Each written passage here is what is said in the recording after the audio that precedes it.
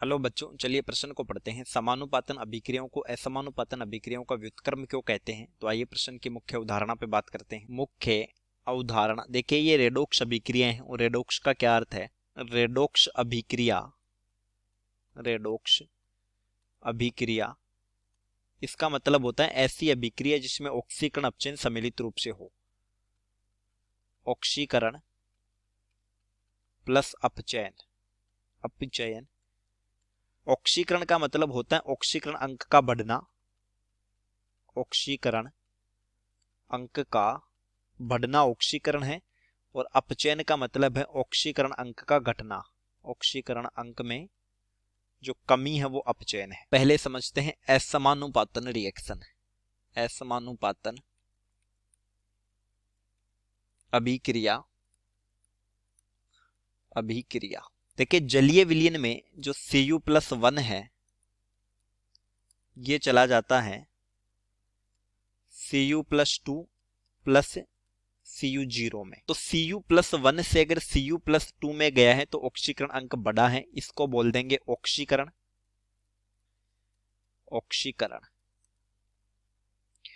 और कॉपर+1 से कॉपर 0 में गया है तो ये हो गया 2Cu+1, संतुलित रूप लिखते हैं तो ये अपचयन।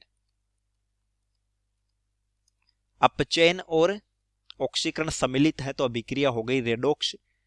तो इस आधार पर असमानुपातन की परिभाषा बन जाती है ऑक्सीकरण तथा अपचयन, ऑक्सीकरण तथा अपचयन, अपचयन एक ही तत्व के सापेक्ष होता है, एक ही तत्व के सापेक्ष होता है। यानी एक बार उस तत्व का ऑक्सीकरण होता है और एक बार उसका अपचयन होता है। अब आती है समानुपातन रिएक्शन, समानुपातन अभिक्रिया। यह अभिक्रिया असमानुपातन के ठीक विपरीत होती है। देखिए विपरीत कैसे होते हैं? दो अलग अलग अभिकारक, दो अलग अलग अभिकारक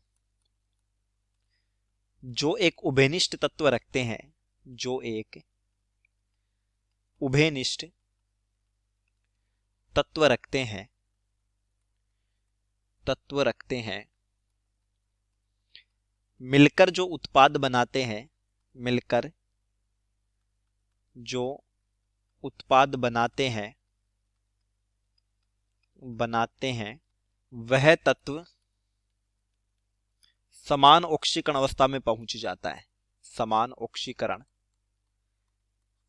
अवस्था में पहुंच जाता है। यानी जो अलग अलग ऑक्सीकरण अवस्था थी वो समान हो जाती है, उस तत्व के लिए अवस्था में पहुंच जाता है या प्राप्त होता है। जैसे Ag+2 में भी है प्लस Ag0 में, और ये बनता है 2Ag+1 में। तो अलग अलग ऑक्सीकरण अवस्था थी, अब एक ऑक्सीकरण अवस्था हो गई +1। चलिए उम्मीद करता हूं प्रश्न समझ आया होगा। धन्यवाद।